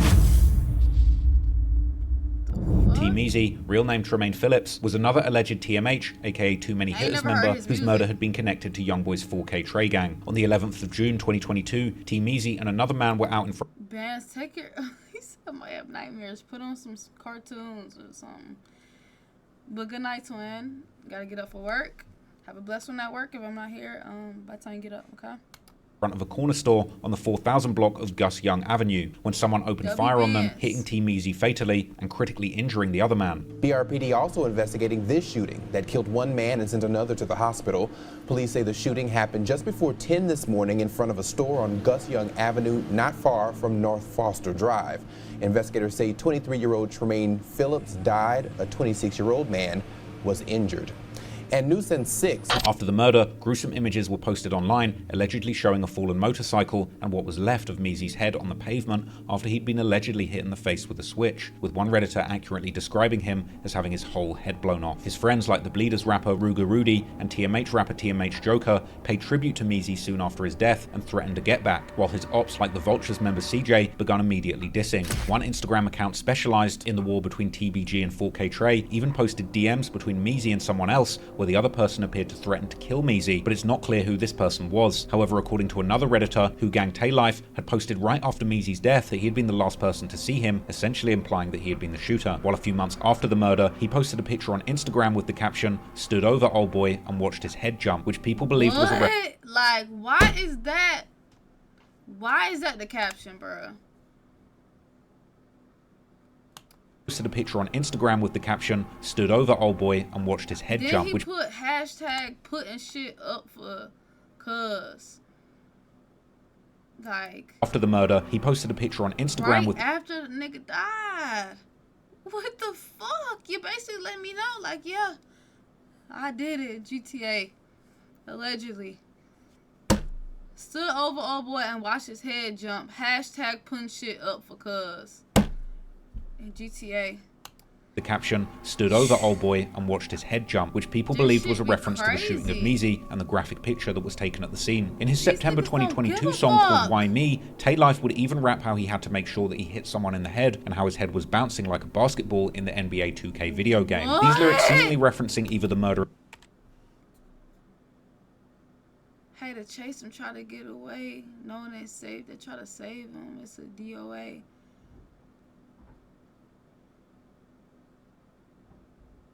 Him in the face. Nah, like this is too, like, this. Head was bouncing like a basketball in the NBA 2K video game. These lyrics seemingly referencing either the murder of T. Measy or Didi Blanco, which have both been connected to Tay Life in online rumors. In his 2024 song Op Shopping, Tay Life would also rap how he caught someone coming out of the store, which seemingly happened with Measy, who was indeed killed in front of the corner store. YoungBoy's brother BbyLon, on the other hand, rapped in a freestyle during his vlog with the Taboo Room with Aaron S, where he mentioned someone trying to get away with a bike before getting shot in the face, which seemed to be yet another reference to Measy, who died next to a motorcycle. With a tape, Chris got that on prank on that bike, you can't escape. Got hit out in the face, go pick him up for it's too late. And I try to keep my cool, but I'm dying behind my name. Them chopper bullets bang, yeah. All you see is flames, yeah. Bust the first one, bust it back, and we on your. Also, NBA's Ben 10 has been connected to T. Measy's murder, and that's not all, because according to some, Ben 10 has actually been the one to finance every one of the past 5 murders that I've mentioned, from True Bleeder and Cliff, to 3Fro, to Didi Blanco, and finally T. Measy. Meanwhile, TMH were looking for get back by any means necessary, and even people in jail weren't safe, with TMH 32 shots. Yeah, Nola, be safe out there, man. aka Monkey, who had allegedly shot up YoungBoy's grandmother's house back in the day, posted a video on his Instagram story seemingly showing the aftermath of him stabbing someone for Measy in jail. That was crazy. What? Fat Joe ain't got no eye no more. He can't see. Come on, little T. Measy, stop playing. I suppose I ain't gonna troll no more, bro. But all you out there playing, supposed to be my partners, ain't Joseph, man. You're getting thug, you fall around, man. All the ops who play, you're talking, and everybody you know is gonna catch up with you. So you better choose the sidewalk. There had already been about half a dozen people already locked up, still going. Killed in 2022 alone who were connected to YoungBoy's 4K tray, but in September they would allegedly catch their biggest score of the year as they would once again go against their oldest rival TBG, taking the life of one of their most beloved members. In 2022, the feud between 4K Trey and TBG would flare up once again, and another rising Baton Rouge rapper, who was a big name in TBG, would end up losing his life. Seven Hardaway was already 33 years old, and by no means a newcomer in rap, but he'd been recently making some moves in the early 2020s that had put him on the map when it came to up-and-coming rappers from Baton Rouge, often dropping music with his good friends and TBG label mates Fredo Bang and Lit Yoshi, whose music careers had all been gaining momentum due to their viral beef with YoungBoy. Like other TBG rappers, Seven Hardaway had also taken part in dissing YoungBoy, prime example being his December 2020 song Treason, which he would begin by rapping about YoungBoy's early days when he was still cool with TBG, saying how he tried to coach him, but YoungBoy disregarded his advice and got lost in the rap game. He would also belittle YoungBoy for having beefs with famous people like Floyd Mayweather and Jay Prince, telling him that he's acting stupid, illiterate, and immature, as well as later dissing YoungBoy's use of auto-tune, his lack of street cred, and his hunger for clout, saying that he can't rap and that he never did anything in these streets, inferring that his whole demonic persona is fake. In August 2022, Hardaway released an EP called Transition, where he continued You could not fuck with a nigga, but if you know a nigga talented and nigga rap, let's be for real on least that, man. Feel me? Come on, bro. You know a nigga can rap, you just don't fuck with him. Feel me? Dissing, like on the song Sinister, where he would diss YoungBoy by saying that while his albums are doing good, his partners back in Baton Rouge are getting killed. After hearing about these lyrics, NBA Big B would comment asking who died, insinuating that nobody from their side had been killed recently. However, just a month later, someone would end up dead. On the night of Tuesday, September the 20th, Seven Hardaway was standing in the parking lot at the Sherwood Place apartment complex when he was approached by unknown assailants and fatally shot at close range. Tonight, one person dead after a shooting on Sherwood Common Boulevard in Baton Rouge. Emergency Emergency officials tell us they found the body when they arrived at the scene. The police were quick to determine that the homicide was gang-related, while TBG's ops would immediately begin dissing, with Vulture's rapper V posting on Instagram stories seemingly taunting TBG and laughing at Hardaway's death, while BBG member 4 Times would post a picture of their fallen friend BBG Iraq, seemingly implying that Hardaway had played a part in his death. Baton Rouge authorities once again struggled to identify the shooter, turning Hardaway's killing into yet another grim statistic in the city's ongoing gang wars. But in the online rumors, a certain gang was held responsible, based in particular on the location where Hardaway was killed, Sherwood Place Apartments on Sherwood Common Boulevard. This would lead many to believe that Hardaway had been killed by B-Way's DHG set, although their turf is technically further north in the actual Sherwood Forest and Broadmoor neighborhood. Fans were also quick to point out how Hardaway had been dissing B-Way a few years earlier too, with the two then clearly having a personal beef that went beyond just B-Way's affiliation with YoungBoy and 4K Trey. Online sleuths would even point to one specific member of DHG, known as Sherwood Quest, a known shooter with deep ties to 4K Trey and even seemingly to YoungBoy himself, with one Redditor even claiming that Quest is related to YoungBoy and B-Way as first cousins, while another one stated that everyone in the city know it was Sherwood Quest who killed Hardaway. YoungBoy himself, on the other hand, had some interesting lyrics in his 2023 song F the Industry Part 2, where he raps how a paid hitter came all the way from New Orleans to kill someone in them apartments, which some believe refers to Seven Hardaway, while others think this is actually pointing towards Boulevard Quick, as both of them were killed inside of an apartment complex. Ultimately, the kill count was now a total of 15 by the end of 2022, and this was something that YoungBoy was ecstatic to get into the booth and brag about. While the song wouldn't release for more than a year after this murder, YoungBoy would later brag about having 15 bodies, alongside one of the most frequently suspected shooters in NBA 4K Trey, Herm the Black Sheep, aka Bobo. For the jaw-dropping song My Bobo, we would see YoungBoy and Herm rapping back-to-back, appearing in a music video in 2 slime green jumpsuits, with YoungBoy openly claiming that NBA were up 15 bodies at the time of the recording, and YoungBoy would be heard boldly claiming that he will have people blitzed in the streets or hit in jail. YB even seemed to suggest that he could tell you about 5 bodies that Herm had caught personally, and bragging that he goes on drills behind Herm, watches him walk people down, with Herm doing people dirty on YB's orders, and YoungBoy expressing his excitement about watching the murders be reported on the news. Meanwhile, Herm would brag about never leaving clues and not being able to be caught, and he would go on to say that he tells YoungBoy about all the shootings that he's done for him, even outright claiming that he did the deed for YoungBoy and now he owes him one, eventually claiming that he will kill. Damn, he did put that in the song, didn't it? I did that deed for YoungBoy and now he owed me one in GTA. Like, whoa. Thanks for letting me know, and 12 and everybody else. This dude putting everything together, man. This shit crazy, like, what the fuck? This is gone out of hand, man. They putting it in a song, but I get it, cause it's the drill, like, you know, how rapping about what they, you know. But come on, bro, like. Even outright claiming that he did the deed for YoungBoy and now he owes him one, eventually claiming that he will kill ops in front of their mothers. The song was one of the most flagrant and detailed instances of self-snitching in his whole career, and it makes you wonder how on earth these two actually had the confidence to release such a self-incriminating track, considering the rumors circulating in the streets. However, this was a public show that YoungBoy still had hitters like Herm in his corner who were willing to do anything, and I mean anything. Ain't like this dude who made the video for show working with 12, like. He for sure working with 12, bro. To YoungBoy and the NBA empire. Herm would raise eyebrows again in 2025 during the Massa tour, when he would claim in an interview with Mogul State of Mind that he would do anything for YoungBoy, including tie his shoes or open doors if asked. You can't be too hard to hold the door open. Man, you can't be too hard, bro, to, you know what I'm saying, bro, close the door. Yeah. Man, like, what the, man, like, I don't give a f if his shoe coming tight, bro. See if I'ma tie that. You know what I'm saying? I'm gonna do whatever I gotta do to make this be how the f it's supposed to be. That's real. Man, for he a millionaire. He ain't gotta be able to open up doors, close them. If it start raining, before he got an umbrella, man, if it start raining, got an umbrella, shit, I'm holding it. You know what I'm saying? For, man, like. I ain't gonna lie, I get what he's saying right here, cause Bobby changed his fucking life. Like, feel me? So of course he wouldn't mind like holding the umbrella for YB or holding the door for YB. Like, nigga, YB the reason why his life has changed or why he getting money and why he rich. Like, you feel me? So I get what he's saying right here.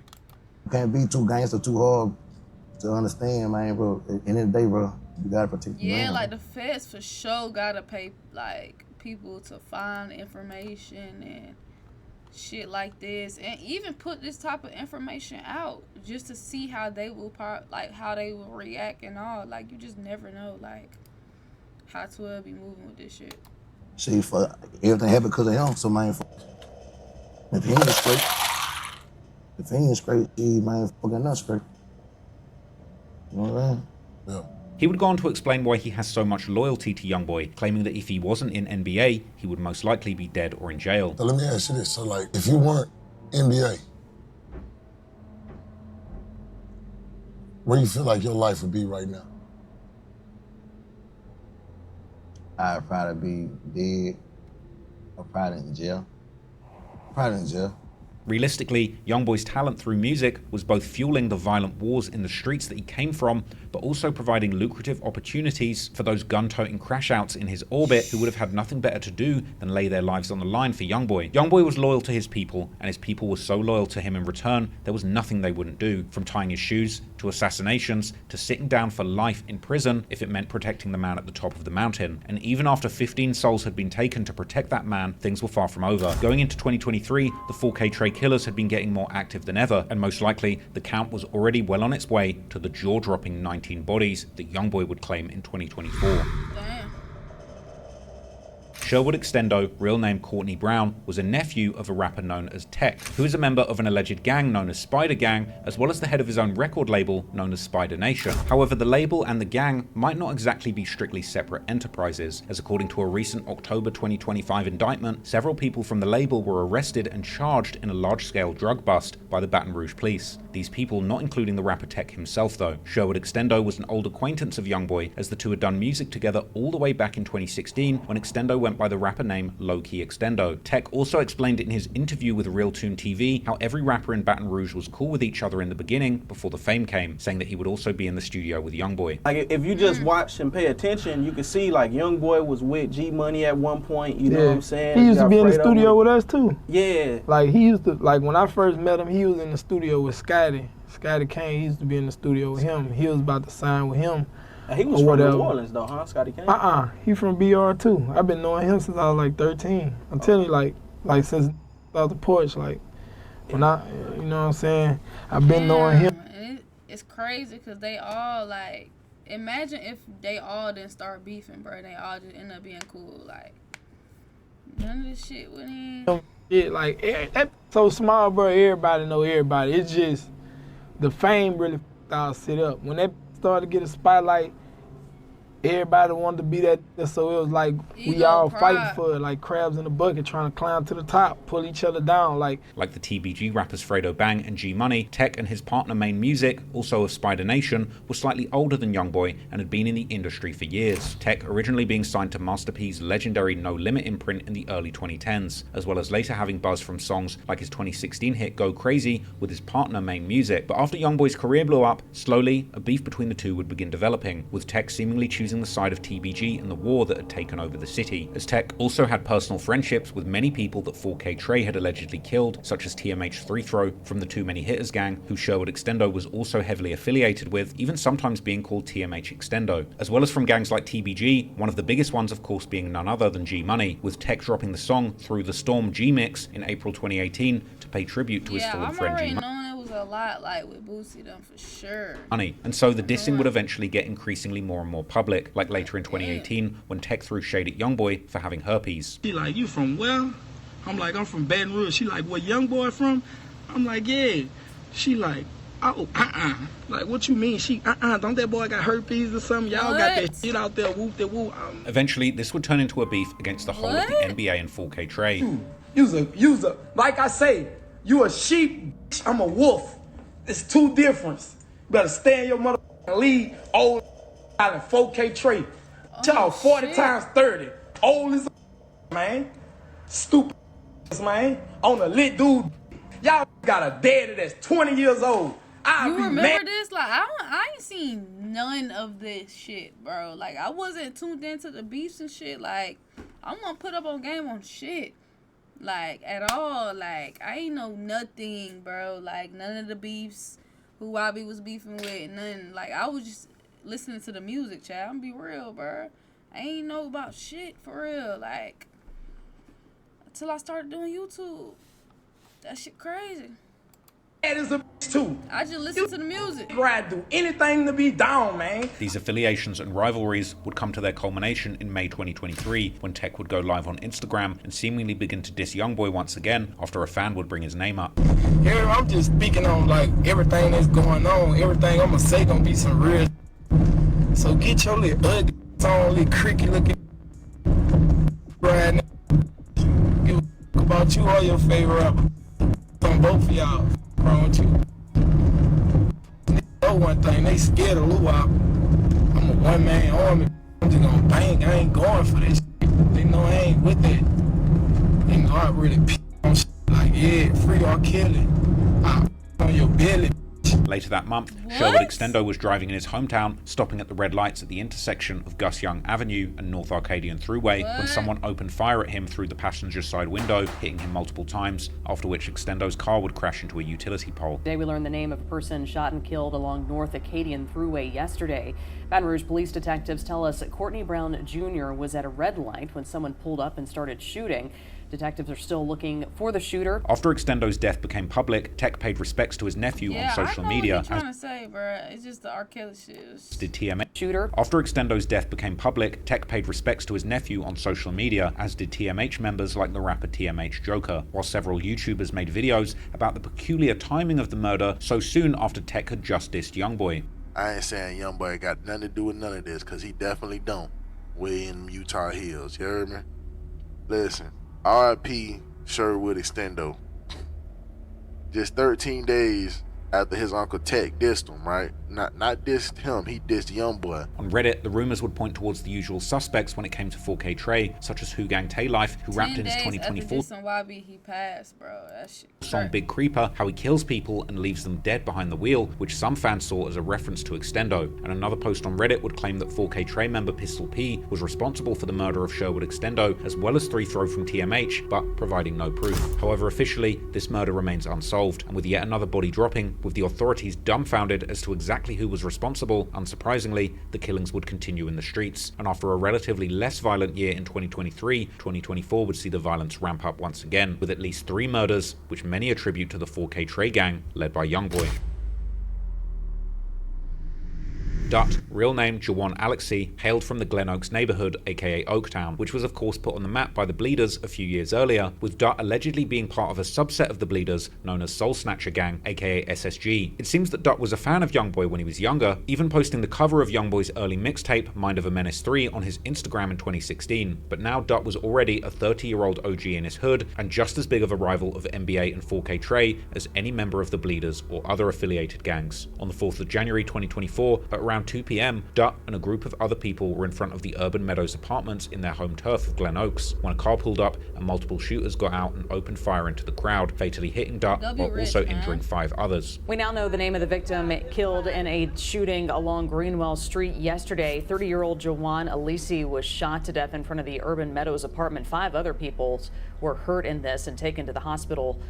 Baton Rouge police are looking into what led up to this shooting. If you know anything that could help, again, that number to call is Crime Stoppers at 344-STOP, 344-7867. After the shooting, there were seemingly many rumors as to who were the other people who had gotten shot, with Bleeders members like Monwe Peso posting on his Instagram stories how he was fine a few days later. Co-Bleeder, on the other hand, would later post a cryptic story apologizing to Dutt for not making it to his funeral, while seemingly taking the blame for the shooting, implying that he had been there too. Meanwhile, already the following day after Dutt's passing, his family members posted a video on Instagram where they burned an NBA merch t-shirt while dissing them and seemingly... Like, why they always be trying to burn or step on, like, the Never Broke Again merch? Like, that's a thing that they keep doing, like... implying that NBA and 4K Trey had been responsible for the shooting. Whole lot of waste. Whole lot of waste. It's like they going to purchase it and then to burn it and step on it or whatever for the video, bro. Like, why is that a thing? That's how we come. Talking about never broke again, never get found. It wouldn't take long until the Baton Rouge drill fans had seemingly gathered all the intel about everyone who had been present, while also saying that they had found the shooter, once again pointing to the prolific 4K Trey member Pistol P, who released a song and music video aptly titled Murder the following month in February 2024, where he rapped how all he knows is murder, and how he turned 5'4" Don Dada to some purple, and how he lets down the window and gets to spraying. Other 4K Trey affiliates also kept dissing Dart on social media, like the rapper Linnell from the Creepers gang, who were also closely affiliated with the Who gang, with Nell dropping a song in May 2024 where he had rapped about killing the latest Red One, referring to a Bleeders affiliate, which some thought to be a diss towards Dut, and a possible admission that he had took part in the hit. Clearly, Pistol P was gaining a reputation online as one of the most often suspected shooters in the modern-day 4K Trey lineup, but again, with very little evidence to go on other than song lyrics, the authorities had little to go on, and in the streets, the violence would continue, with another murder playing out the very same month.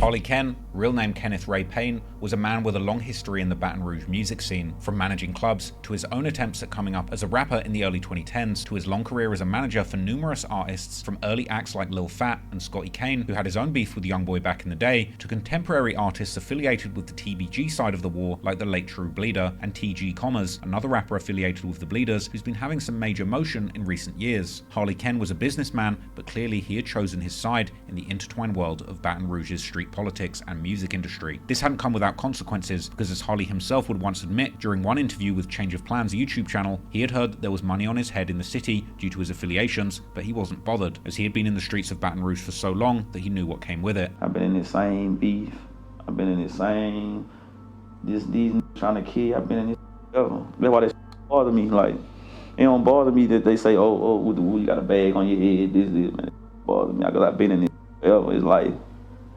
shit, go around my life, I ain't going nowhere that he say. It's time. Whenever he says it's time, that's when I'm gonna go. I don't feel nothing. Harley was also no stranger to the street life. For example, in 2022, he was arrested in Austin, Texas on 3 felony warrants while carrying an AK-47 around a car dealership. On the 18th of January 2024, Harley was in La Place, about an hour's drive from Baton Rouge towards New Orleans. At around 8:30 p.m., officers would hear gunfire on Captain G. Bourgeois Street. When they rushed to the location, they found Harley slumped inside a vehicle, suffering from gunshot wounds. Paramedics attempted life-saving measures, but he couldn't be revived and was ultimately pronounced dead on the scene. The news about Harley's death would soon reach the Louisiana hip-hop news media, and soon after, the friends and foes would begin reacting on social media, with Bleeders members seemingly being left in shock, while some Vultures members would interestingly post pictures of their dead friend YKWHIF Carr, as if implying that Harley's murder had been a get-back for Carr. One of the Vultures' most infamous shooters, known as 1012, posted a story on Instagram with his song Barefoot Vulture Mix, a remix of a song by TG Commas and Fredo Bang, where 1012 raps what sound like unbelievably pointed lyrics towards Harley, saying how he's coming for the businessman, as if they had already tried to kill Harley before. The post was also accompanied by a fishing rod emoji, the implication clearly being that the Vultures had caught something they'd been looking for. The rumor that the Vultures had killed Harley as a get-back for Carr would quickly gain legs on Reddit, with one alleged local from La Place. How the fuck he get the post, bruh? What niggas posted the next day after the nigga died? Like how? How the fuck he get that? That shit old. How the fuck they get the post?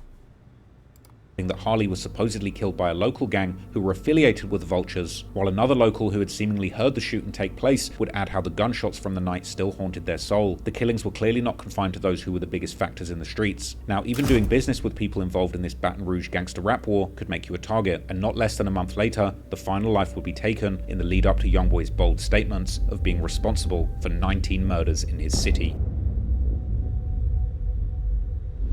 25-year-old Sage Wilson, also known as Lesage, was an alleged member of the SOG, aka Sleep or Grind Gang, who, as mentioned, are closely affiliated with the Bleeders, and Sage could sometimes be seen in their music videos. On the 22nd of February 2024, Sage was on the 11,000 block of Susan Avenue in the North Sherwood Forest neighborhood when a shooting would take place, and Sage was hit. It's he was like transported. When shit go down or something, it's like, I don't know, like, imagine if somebody page private and all. Like, how the fuck did they get the post of the story? All nigga did was post a song on the story with a fishing emoji.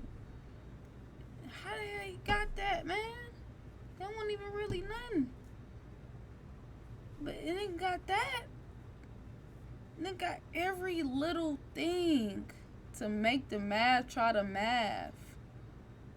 Like, this shit crazy. To a hospital where he would pass away from his injuries. And right after the shooting, the police would seemingly have no idea of any suspects or a motive. And not much has seemingly changed since then, because over a year later in May 2025, Baton Rouge police would put out a statement asking for any information related to the murder. Tip for you, they're calling in for your help in an unsolved murder. Baton Rouge police say they are looking for information in the shooting death of this man here, Sage Wilson. Police say Wilson was shot on Susan Avenue last February. Now his family and detectives are calling for answers from the community. If you know anything that can help investigators piece this one together, call Crime Stoppers 344-STOP, 344-7866. But like always, on social media and sites like Reddit, rumors about possible suspects have been circulating from day one, as people would point out how several Vultures members were posting tributes to their fallen member YKWHIF Carr the following day after Sage's death, with people soon coming to the conclusion that Sage, like the other SOG member Mugotti, had both been getbacks for the murder of Carr. 4K Trey members would also take part in dissing Sage, with Pistol P posting a story on Instagram the following day, seemingly laughing at his death. But when it came to specific suspects, this time the Reddit sleuths would stay quiet. However, over on Facebook, a different rumor would develop, as the Capital Region Crime Stoppers page would post about Sage in late April 2025, asking for people to come forward with more information. And as one of Sage's relatives would thank everyone in the comments for sharing the post, one person would reply back with a bombshell, saying how everyone knew who had killed Sage, and then dropping a full name, adding that Matthews had shot Sage after they got into a fight, while adding that Sage's friend Sherwood Marty, who is an alleged SOG member, had then dropped him off to a hospital where he passed away. Interestingly, at least the part about Marty seemed to be possibly accurate, as Redditors would record Marty's reaction on Instagram the following day after Sage's death, where he would post several stories mourning his friend, even adding in one story how he had told Sage to hold on just for a few more minutes, which seemed to imply that he was indeed the one to drive him to the hospital. The alleged shooter, on the other hand, Dakaya Matthews, was arrested in another unrelated murder case in April 2025, where the police would also claim that he was part of a gang known as SGK, or Shiesty Gang Cartel, who had committed a series of auto thefts and other crimes. The investigation into the SGK would amount to more charges, when in June it was reported that 3 people with connections to the gang were hit with drug and gun trafficking charges. For now, it's still not entirely clear who actually killed Sage, but most people seem to think that the Vultures were involved one way or the other, with some comments even comparing the suspected shooter's Carr,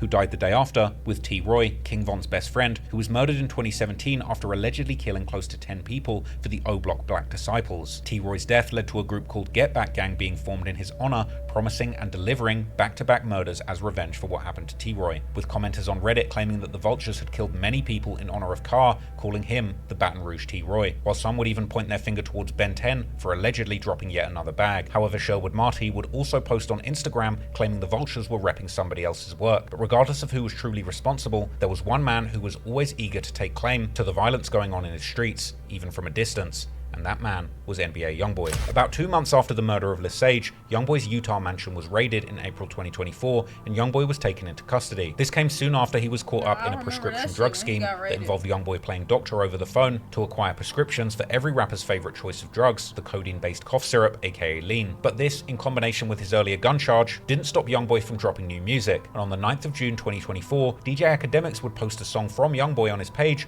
titled Tears of War, while sending a message from YoungBoy to his fans, saying that this had been the... be a real one though for letting Academics post that through his channel. Like, that shit had hella views. Like, that's like why be telling me like why he locked up. Twin, you can post that song on your channel.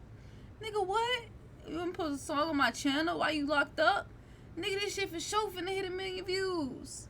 What the fuck? I remember when Academics dropped this shit, I was just thinking like, damn, this nigga Academics, how the fuck the nigga still... How the hell YB even... Remember YB went in on Academics on that Instagram live, bro. But he still ended up fucking with him. Shit crazy. Last song he recorded before the raid. In the song, YoungBoy would update his body count to a jaw-dropping 19 while daring his ops to go and tell people he's lying. As we've covered throughout this video, no fewer than 19 rivals of YoungBoy's 4K Trey camp have lost their lives in the out-of-control Baton Rouge gang war. And whether YoungBoy truly paid for all of these 19 hits or not, you could certainly argue that many of these men might still be alive today had YoungBoy's career never exploded the way it did. Had his 4K Trey affiliates never been elevated with the money, influence, and power that came with his rise to fame, none of this might ever happened. In other words, words, even if he didn't personally pull the trigger, the ripple effect of his success may well have helped fuel one of the deadliest eras the Baton Rouge streets have ever seen. This is also no exact math, and even before YoungBoy was locked up in mid-April 2024, at least 2 more rivals would pass away in Baton Rouge during incidents that some have connected to 4K Trey. First, on the 27th of February, less than a week after the murder of Lesage, 18-year-old Deontay Bethley, also known as an aspiring rapper, an alleged 300 member called 39 Curveboy, was gunned down in a double shooting on the 1300 block of North 38th Street, less than a mile from the intersection of 38th and Chippewa, where YoungBoy hails from. The incident would also take the life of 19-year-old Louis Servin, but the events that led to these 2 youngsters losing their lives are murky at best. Following Curveboy's death, his friends from 300 would pay their respects, while some 4K Trey members would diss him, and some online detectives would even label Curveboy a 4K Trey body. But the majority of people were quick to dispel these claims. The most common theory seemingly being that Curveboy and Louise were associates who got into an altercation, which ended in a shootout. Look what they saying on Reddit. Yeah, he got unalived by his partner, and Curveboy unalived him too in GTA. Allegedly. Like, this shit, this Reddit shit, this shit's ultimately end up claiming both of their lives. About a month later, on April the 1st, one of the deadliest days in recent Baton Rouge history would take place. The first to lose their life would be 26-year-old Timotheus Bowie Jr., who was gunned down just after midnight during a shootout at the Vultures rapper YKWHIFV's show in the Palace nightclub. Bowie was a man better known as Bop, and a man who was weirdly closely connected to both the Vultures and the Bleeders, as well as being a cousin of none other than TBG rapper Fredo Bang. And there's even early pictures of Bop hanging out with NBA members. Bop had even talked publicly about not picking a side in the war between the Vultures and the Bleeders. Hey people, this talking about how it's going out here, you gotta pick a side. I ain't pick no motherfucking side. The I ain't no snake. That's what snakes do, pick sides. Wrong with you? I'm from Scotland, and I bleed. After Bop's death, it would only take a few hours and another shooting would take place, this time in the heart of the Vultures' hood in Bankstown, where the Vultures member Debug, real name Demetrion Grimm, and an alleged 4K Trey member called JJ, aka Bandit, real name Jonathan William, would both lose their lives, while a third person, a 16-year-old girl, was injured. As the news about all these casualties reached social media, numerous people would pay tribute. Nigga ain't wanna pick a side, they off his ass in GTA, allegedly. God damn. To everyone who had lost their lives, with TBG members including Fredo Bang and Lit Yoshi paying their respects to Bop, together with many members of the Bleeders and their affiliates like SOG, with some Bleeders members also dissing the dead Vultures member Debug, who had allegedly taken part in the murder of True Bleeder, while saying that they were about to smack the whole city for Bop. The Vultures, on the other hand, would pay tribute to Debug, and 4K Trey members to Bandit, but this situation was about to get tricky fast, because not long after the smoke had cleared, Bop's alleged killer would be arrested, but he would turn out to be the Vultures member known as 1012, real name Marquise Payne. The case against 1012 would later in 2024 move forward as he was indicted on second-degree murder charges for allegedly killing Bop, but an even bigger shock was when rumors began spreading soon after that Debug and JJ aka Bandit had not been both killed by their attackers, but rather JJ had actually been killed by other Vultures, either by accident or on purpose, after the Bleeders member Fully Gang Jit would claim that JJ had failed to shoot back when Debug was killed, leading to rumors that he was later backdoored by the Vultures. Shockingly, these rumors would seemingly turn out to be confirmed as the Vultures rapper and Debug's brother V, real name Javea Ferguson, was arrested in August for the murder of Jonathan William, aka Bandit, or JJ, together with 3 other people. This incident possibly throwing a wrench into the relationship between the Vultures and 4K Trey, as JJ aka Bandit was not just any member, but the nephew of Herm, one of the most famous and important members of the NBA and 4K Trey. Interestingly, in the very same song Tears of War, where YoungBoy claimed to have 19 bodies, he also rapped about Herm crying to him, which many believe due to the timing of the shooting and song that YoungBoy was actually referring to Herm crying to him over JJ's death, with this lyric being a chilling reminder of the real humanity behind these ruthless hitters, proving that even somebody as tough and terrifying as Herm the Black Sheep could still succumb to the pain and heartbreak that losses in the streets can bring. And indeed, after this, 4K Trey members would begin dissing Bankstown and Vultures after news about V's arrest became public. Right now, what you said? Hey, I'm in Fairfield. Banks. Banks. Eat my things. Oh! And from Banks, eat my things. It's all fit. Long live JJ. Long live JJ. Long live the main shit. This was followed by Gang D posting a message on his Instagram story, simply writing "green light," possibly implying that a new war had now started between the Vultures and 4K Trey. The first quarter of 2024 as a whole ended up being the deadliest in Baton Rouge history, and while the violence has since somewhat slowed down, Baton Rouge has... the Vultures and 4K Trey was under the same side. Now they beefing because of some backdoor, like, inside shit. This shit too much. remained amongst the most dangerous cities in America, and now, at the end of 2025, with YoungBoy's newest album, Slime Cry, dropping, there's really no telling just how high his body count might get. Face ass. What these names is? Oh.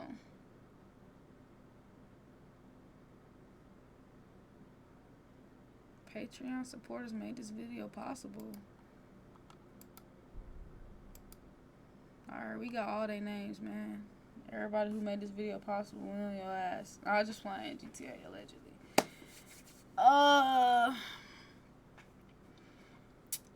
Shit. He done put everything together in this video, chat. And more of the story, stay strapped. Hey, yeah, more of the story for sure. Keep that motherfucker on you and stay out the way and be safe. Because whether you in sports or in the streets or you ain't even in the streets at all, you still got to be safe, man. Because you never know what the fuck going. And yeah, this video federal as fuck, facts. But hey, you know, the information got put out on the internet for him to find and put it all together, bro. So the fact that he even put this shit together is crazy, cause nigga, you know, obviously that's what we seen when you don't mind your business and come down to the street shit. Turn of events can happen. So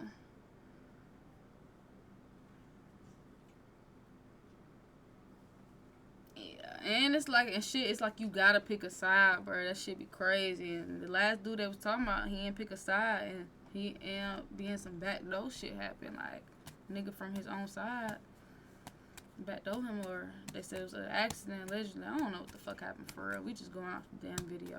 Like, feel me? But this crazy turn of events, y'all let me know how y'all feeling about it, and I appreciate y'all for tuning in.